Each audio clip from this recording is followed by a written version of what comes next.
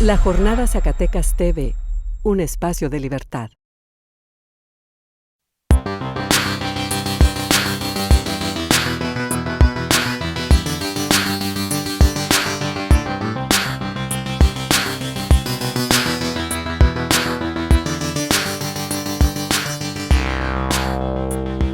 A nombre del titular de este espacio, Raimundo Cárdenas Vargas, les doy la más cordial bienvenida a este programa Sinergia, en el cual estaremos abordando, en compañía de Marco Torres Inguanzo, el caso de Donald Trump y su escandaloso ascenso en la lucha por la candidatura republicana en la presidencia de Estados Unidos.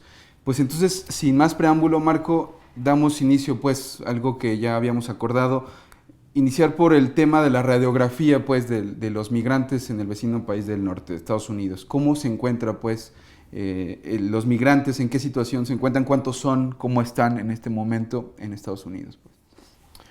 Fíjate que el asunto de la migración en el mundo es uno de los, ahorita, de los temas de agenda mundial más importantes y relevantes. Y México es el principal país migratorio del mundo. Y con un ascenso bárbaro. Entonces nosotros del 82 al 2012 pasamos de 2 millones de migrantes a 12 millones de migrantes. Esto es, el ascenso es realmente importante. Y la presencia migrante a partir del 82 pues ha sido con una gráfica de 45 grados, ¿verdad? O sea, muy alto. Pero además esto significa que el impacto económico que tienen los migrantes en Estados Unidos también es sumamente enorme, es enorme. El cálculo es que los migrantes en Estados Unidos latinos, producen el 33% del PIB de la Unión Americana. Esto es una tercera parte de la economía norteamericana, la está generando estos inmigrantes latinos. Uh-huh. El asunto también, y en términos de impuestos, el cálculo es que son 60 mil millones de dólares en impuestos, con lo cual contribuyen, ¿verdad? De tal manera que este asunto de que no contribuyen a la economía o a la renta pública, es falso, pues. Evidentemente es falso. Otro asunto que me parece de lo más relevante es que quien sale perdiendo con eso en realidad son estos países de origen, porque en los cálculos sobre el costo de las remesas, esto es lo que llega de remesas y lo que costó la formación de todo ese capital humano que se va de México, y lo que deja de producir en México, y además lo que se gastó en ellos para que pudieran hacer lo que hacen allá, desde su formación educativa básica hasta, en algunos casos, lo que es la migración calificada, resulta que es prácticamente el doble, ¿verdad? Esto es, las remesas es la mitad de lo que cuestan, ¿no? De tal manera que nosotros estamos transfiriéndole riqueza, le estamos transfiriendo valor de manera muy importante a los Estados Unidos, en el caso de México particularmente y todos los demás migrantes, ¿no? Riqueza, cosa que nosotros producimos, se la estamos transfiriendo a Estados Unidos. Y luego ya esa gente formada, que los agarran formados, trabajan, y ese trabajo pues produce la tercera parte de su economía y 60 mil millones de dólares en impuestos. De tal manera que eso no se ha reconocido, y los políticos conservadores son datos que no manejan, ocultan, para poder manejar este discurso del odio. Y un asunto, la migración no se va a detener, ¿no? Este dato hay que tenerlo como muy claro, me parece que es central. La migración no se va a detener porque su motor es la diferencia salarial. La desigualdad. Así es, eso es la desigualdad en salarios, ¿no? Mientras siga habiendo esa diferencia enorme, esa asimetría tan grande entre los salarios en Estados Unidos y en México, igual que en cualquier otra parte del mundo. Los salarios entre el norte de África y España Europa. y África, ¿no? España, y sobre todo con Alemania, ¿verdad? Entonces los flujos migratorios es una especie de inercia económica quien los empuja, ¿verdad? Son vientos, es como si tuviéramos los vientos, una especie de clima económico que tiene vientos y maneja, y esa corriente de vientos son las diferencias salariales, ¿no? De 3 a 25 en uno de los cálculos de México a Estados Unidos, pues es tan grande que no se va a detener el flujo mientras eso continúe de la misma manera.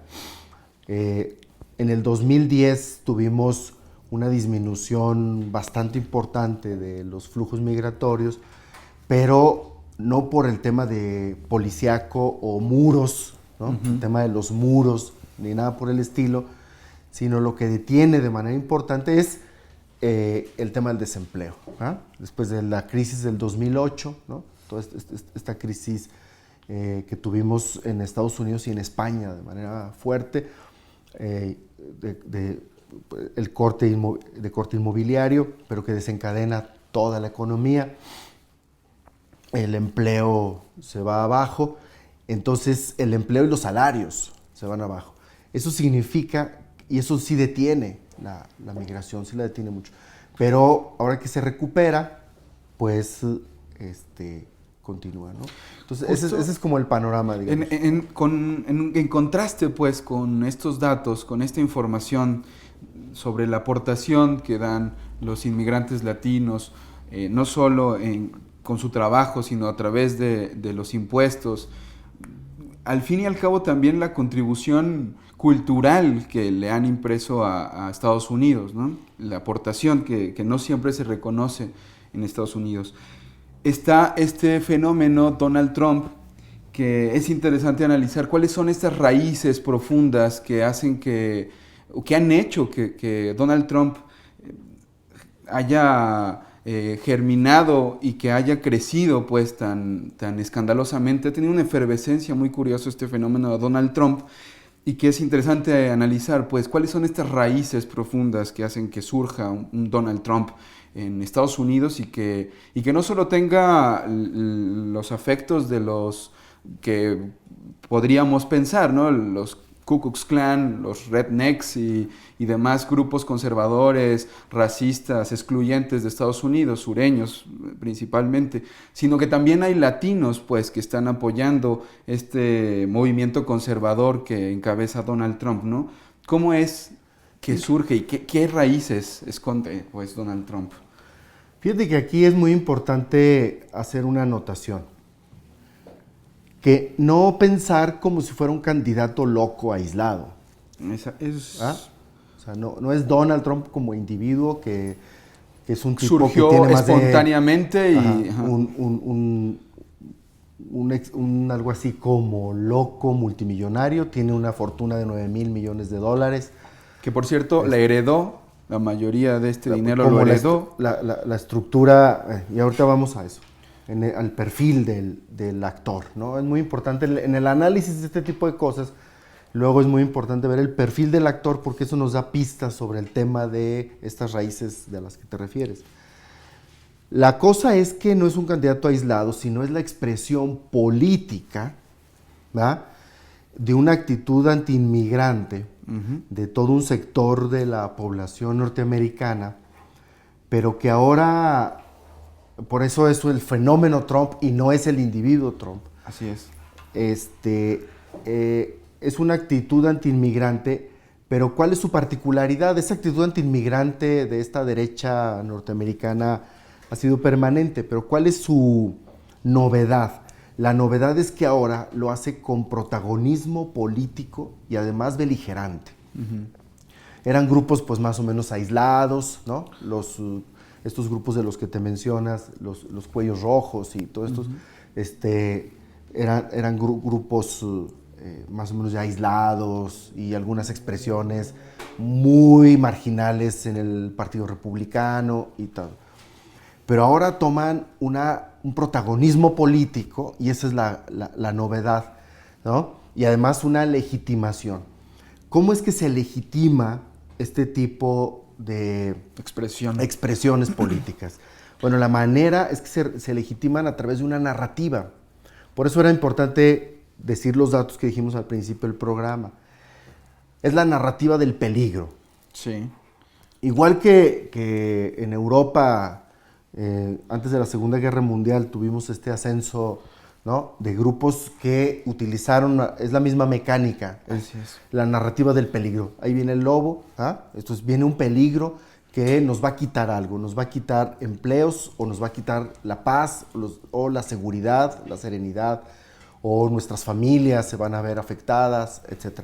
Es el miedo, es el discurso del peligro que infunde miedo en una parte importante de la población, y el miedo congrega, congrega, y el miedo siempre genera reacciones violentas. Esto es la expresión plástica del señor Trump en la televisión y en las entrevistas, aun cuando tiene mucho de teatralización, porque son cosas que vienen pactadas y planeadas. De todos modos, es una de las reacciones que quieren provocar en sus votantes, ¿no? Entonces, ¿cuál es el significado fundamental? Es la emergencia de una derecha beligerante con un protagonismo político que quiere gobernar, ¿no? Además, quiere el gobierno y ha ido extendiéndose en el gobierno. La única manera de atacar esto no es atacando directamente al señor Trump, sino quitándole la base de sustentación, y la base de sustentación es esa narrativa de peligro en donde se le diga a los norteamericanos de manera contundente es, a ver, los migrantes están dándoles la tercera parte de su economía, les están dando impuestos con los cuales les están dando servicios, les están transfiriendo un valor que viene del sur al norte, ¿no? Ahora el problema no es este-oeste, sino norte-sur. Del sur se está transfiriendo un valor económico fundamental para el norte. Entonces su nivel de vida está sustentado, está basado en el trabajo de los trabajo y en la sangre latina y en la sangre migrante. Vamos a hacer un corte, Marco, antes de continuar con el tema por las restricciones que nos hace el YouTube, pues. Hacemos este corte y regresamos. Regresamos